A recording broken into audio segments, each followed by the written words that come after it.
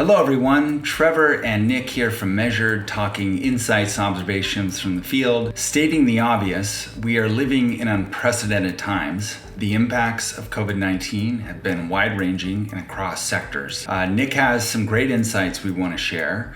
Nick, today is July 24th. You wrote an article in May highlighting how D2C brands within the fashion category were capitalizing on the push towards e-commerce and seeing outstanding results.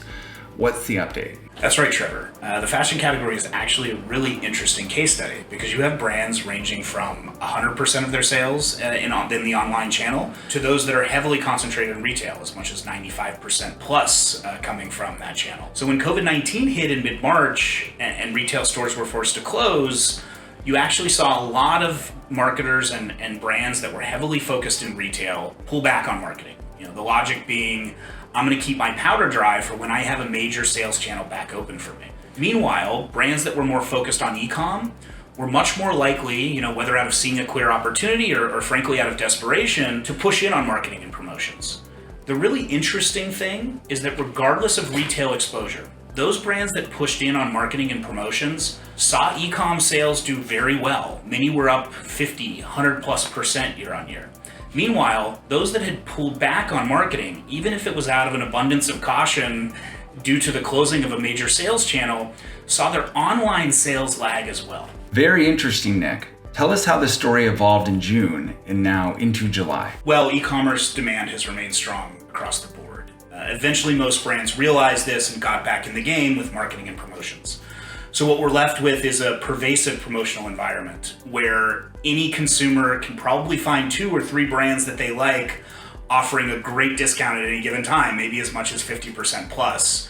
It's really unlike anything I've ever seen before in the fashion category. I would liken it to a Black Friday, Cyber Monday type atmosphere, except it's been going on for 3 months and counting.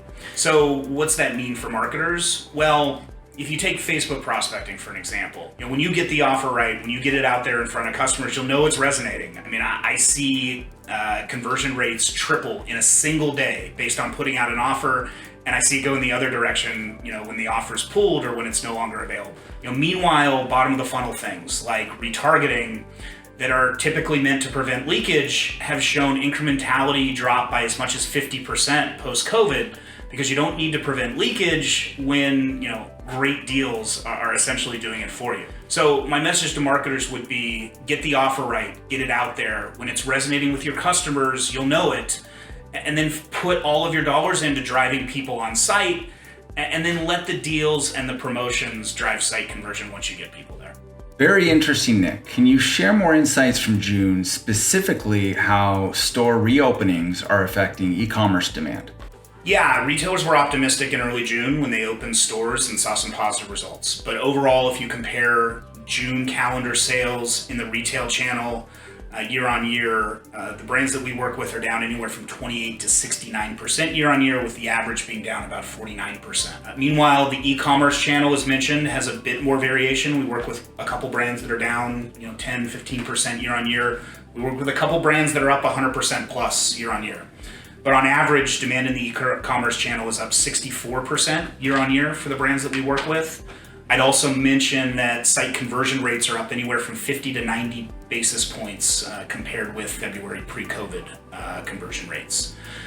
Now, unfortunately, due to the developing COVID situation and due to a number of large populous states having to roll back reopening very recently, we would expect that softness in the retail channel and continued strong demand in e-commerce is going to be there for the foreseeable future.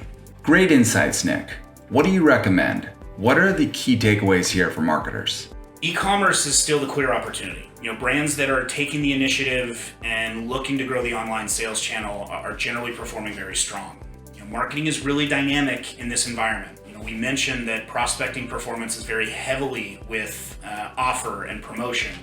Customer marketing is going to vary heavily not only with offer, but your recent new customer mix. Meanwhile, as mentioned, retargeting incrementality is down as much as 50% with so much promotions going on. That being said, marketing is working when you get the messaging, when you get the offer right.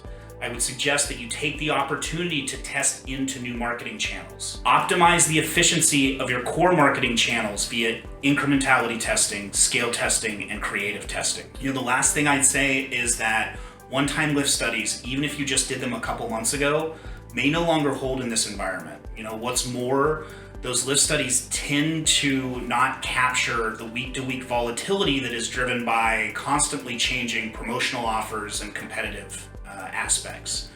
I will strongly suggest that if you are not leveraging an always-on testing mentality in this environment, you are absolutely moving slower than your competition. Thank you, Nick. One key takeaway: the realities of today call for speed and agility. Ongoing experimentation to inform media incrementality is critical to staying ahead of this rapidly changing environment. Thank you for watching. I hope this was helpful.